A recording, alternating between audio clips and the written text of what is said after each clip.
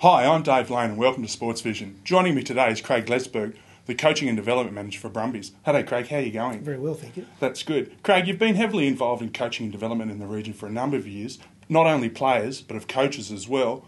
Can you tell us a bit about your rugby background and how you managed to get into the development side of things? Absolutely. I came to Canberra quite some time ago now. I firstly started my involvement in rugby as a player with both the Tuggeranong Vikings and the Western District Lions back in about 1992. So my commencement with the Brumbies was a natural progression from my playing days. Attended the University of Canberra, did a sports science degree and took the next step. Was lucky enough to get an opportunity with the Brumbies about 7 years ago, and that was the commencement of my career with the Brumbies in the coaching and development area. Right. With age representative programs starting from the under-13s now, and as rugby is such a physically demanding sort of sport, mate, as a development manager and officer and a parent, when do you start getting the young kids into heavy skills training for what's coming up in their playing careers? Yeah, we put more of a focus in terms of the intensity and the and the amount of work that they're doing, probably within that 15 to 17 year age bracket. That's the commencement of our talent identification programs. So we probably have locally we're operating talent centres covering those age groups at 7 premier rugby clubs in Canberra. It's an all-encompassing program. It involves a conditioning strength block that's tailored to their age group, so certainly safe in that respect. There's also a heavy focus on skill work with those youngsters as well. It's a reasonably intense program, but the duration of that is from about November through until about March, so short and sharp. So we're not overloading them in terms of their overall commitment to rugby in those early years. Yeah. Mate, you're also involved with the ACT Schoolboys program. Can you tell us a little bit about the program in 2010 and how you balance the opportunities for both government school players and private school players? Yeah, absolutely. Certainly there's a huge focus in both areas, and that kicked off again with the commencement of our Talent Centre programs prior to November. So we had a number of key individuals that hopefully will be representing the ACT Schoolboys involved in those programs, looking to get some good strength and conditioning gains with those individuals in the lead up to the tournament.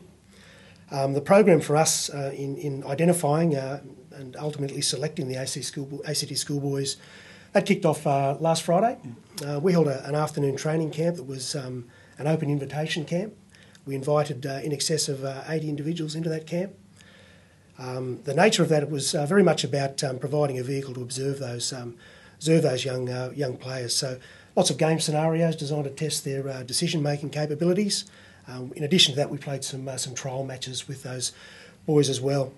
We reduced that squad back, conducted another squad a week after that. We had approximately 40 individuals involved in that program, and again put them through their paces with a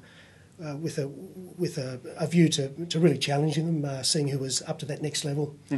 The final process there will be the ASC, which is the Associated Southern Colleges, playing the CSC or combined secondary colleges on Wednesday the 19th of May. That's the opportunity for the private schools and the government schools to clash. At the end of that, we'll sit down and we'll select a squad of 23 to take to Brisbane in July. Right. Do you find that there are differing philosophies between the two very distinct schooling systems about their rugby? Yeah, certainly. What we're finding as we continue to tap into the government stream is that there's certainly a wealth of talent there, and they're certainly being provided more opportunities to be involved. Last year, in a first for quite some time, the CSC or the government schools actually got up against the private schools in the final selection trial, which from our perspective was really pleasing. We've got a number of individuals from the teams last year that will be going around again as well. So in terms of the philosophies between the government and private schools, I think we're very much on heading in the same direction there, on the same track, and the gap that was there previously is certainly starting to diminish. Yep. Mate, the ACT also has a very proud history of schoolboy representatives going on to bigger and better things. Even though it's only early in the program, can you name some of the key players that you'll be leaning on or expecting big things from come the Australian Schoolboy Championships in July? Yeah, absolutely. There are a couple of key individuals, and without giving too much away, we haven't selected the squad yet, but certainly a couple of guys going around again from last year. A young front rower from down in Albury by the name of Alistair O'Ryan that has been a consistently good performer in the selection trials to date. We've got a number of backs out there with genuine class this year as well, which is really promising in the likes of Lewis Holland, a fullback from St Edmunds College, who's also in the junior gold squad, a young halfback called Clinton Dale from Trinity Christian School.